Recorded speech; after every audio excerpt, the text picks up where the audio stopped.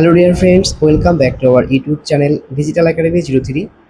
তো বন্ধুরা, ইতিমধ্যেই কিন্তু প্রায় 16,000 শূন্যপদে আইসিডিএস এর বিভিন্ন পোস্টে কিন্তু নিয়োগ করতে চলেছে।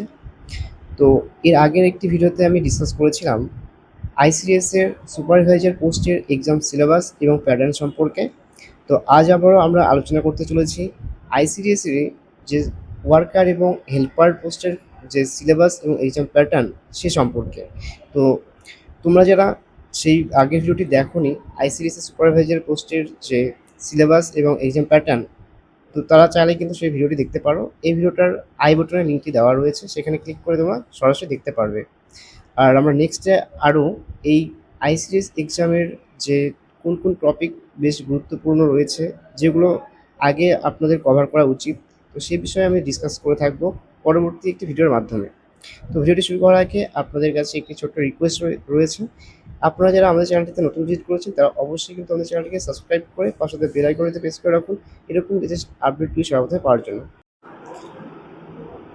তো ডিয়ার ফ্রেন্ডস, ফার্স্ট আমরা দেখে নেব অঙ্গনওয়াড়ি কর্মী ও সহায়িকা পদে নিয়োগের ক্ষেত্রে যে প্রসেস রয়েছে, সিলেকশন প্রসেস যেটা বলে থাকে, তো সেটা কি রয়েছে।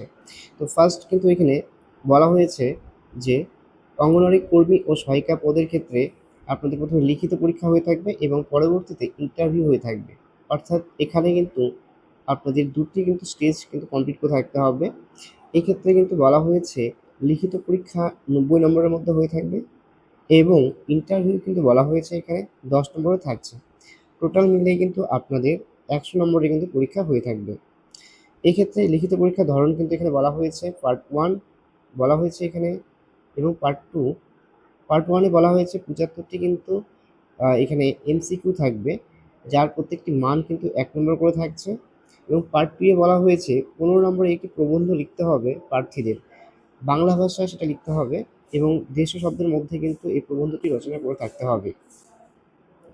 নেক্সট এখানে বলা হচ্ছে গুরুত্বপূর্ণ এই পরীক্ষায় কোনো নেগেটিভ মার্কিং নেই, ঠিক আছে। তো আইসিডিএসসি যে ওয়ার্কার এবং হেল্পার পোস্টের ক্ষেত্রে কোনো রকম কিন্তু নেগেটিভ মার্কিং এখানে নেই। তবে হ্যাঁ, এর যখন অফিসিয়াল নোটিফিকেশনটি প্রকাশ হবে সেই সময় এর যে সিলেবাস বা এর কোনো রকম আপডেট যদি হয়ে থাকে, অর্থাৎ যদি কোনো রকম পরিবর্তন হয়ে থাকে কোনো কিছু, তাহলে আমরা আবারও সেই ইনফরমেশনগুলো কিন্তু আপনাদের শেয়ার করে থাকবো নতুন একটি ভিডিওর মাধ্যমে। তো এই ক্ষেত্রে কিন্তু এখানে বলা হয়েছে বিষয়গুলো যে সাবজেক্টগুলো এখানে রয়েছে, এখানে বলা হচ্ছে পাটিগণিত থেকে থাকছে কিন্তু আপনাদের 25 নম্বর এবং বাংলা প্রবন্ধ এখানে লিখতে হয়ে থাকবে একটি, সেটা কিন্তু 15 নম্বর থাকছে। এবং জনস্বাস্থ্য, পুষ্টি ও নারীদের অবস্থান থেকে কিন্তু 25টি কোশ্চেন থাকছে এবং 25 নম্বর থাকছে। জেনারেল নলেজ থেকে থাকছে 25 নম্বর, ঠিক আছে।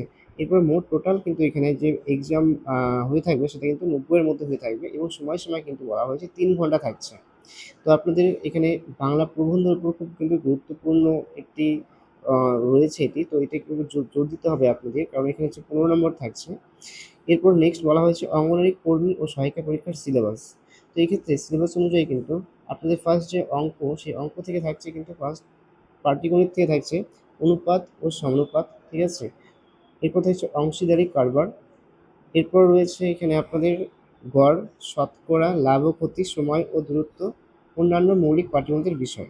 তো আপনারা কিন্তু এই সিলেবাসটাকে কিন্তু লিখে নিতে পারেন।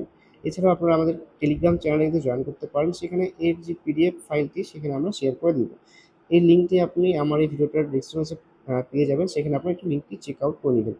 নেক্সট থাকছে বাংলা প্রবন্ধ, সেটা কিন্তু অষ্টম শ্রেণী মানের বলা হয়েছে। বাংলা ভাষায় প্রায় 150 শব্দের মধ্যে একটি প্রবন্ধ লিখে রাখতে হবে আপনাদের। নেক্সট আছে জনস্বাস্থ্য ও পুষ্টি ও নারীদের অবস্থান। এখান থেকে কিন্তু অনেক কোশ্চেন হয়ে থাকবে আপনাদের, তো সেই জন্য কিন্তু এই যে টপিকটা আপনাদের কভার করে থাকতে হবে খুব ভালোভাবে। এখানে বলা হচ্ছে জনস্বাস্থ্য, পুষ্টি এবং নারীদের অবস্থান ও ক্ষমতায়ন সম্পর্কিত বিষয় কিন্তু এখানে আপনাদের পড়ে থাকতে হবে এই টপিকগুলোর উপর। নেক্সট বলা হয়েছে সাধারণ জ্ঞান। সাধারণ জ্ঞান থেকে কি বলা হয়েছে কারেন্ট অ্যাফেয়ার্স, ইতিহাস, ভূগোল, ভারতীয় সংবিধান, ভারতের অর্থনীতি, বিজ্ঞান ও প্রযুক্তি, খেলাধুলা ও পুরস্কার, গুরুত্বপূর্ণ জাতীয় ও আন্তর্জাতিক দিবস, চলচ্চিত্র ও অন্যান্য সমসাময়িক বিষয়। তো এগুলো কিন্তু আপনাদের থাকছে জেনারেল নলেজ থেকে। তো এই ছিল আপনাদের আইসিডিএস ওয়ার্কার এবং হেল্পার পোস্টের ক্ষেত্রে যে সিলেবাস, সেই সম্পূর্ণ সিলেবাসটা কিন্তু আমি আপনাদের সাথে শেয়ার করেছি। তো এর যে ইম্পর্টেন্ট টপিক, ঠিক আছে, যে ইম্পর্টেন্ট টপিকগুলো সবার আগে আপনাদের কভার করলে এক্সামের জন্য হেল্পফুল হবে এবং বেনিফিট পেয়ে থাকবেন, সে বিষয়ে কিন্তু আমি পরবর্তীতে একটি ভিডিওর মাধ্যমে শেয়ার করে থাকবো। তো আপনারা যারা এখনও সেই আমাদের চ্যানেলটি সাবস্ক্রাইব করে রাখেনি তারা কিন্তু অবশ্যই চ্যানেলটি সাবস্ক্রাইব করে রাখতে পারেন এই ধরনের লেটেস্ট আপডেটগুলি পাওয়ার জন্য। তো বন্ধুরা, এই ছিল আজকের একটি শর্ট ইনফরমেশন। যদি ভিডিওটি ভালো লেগে থাকে তাহলে অবশ্যই আমাদের এই ভিডিওটিতে একটি লাইক এবং তোমাদের বন্ধু বান্ধবীদের কাছে ভিডিওটি শেয়ার করে পাশে থাকবে। আর ভিডিওটি প্রথম থেকে শেষ পর্যন্ত দেখার জন্য সকলকে জানাই অসংখ্য ধন্যবাদ।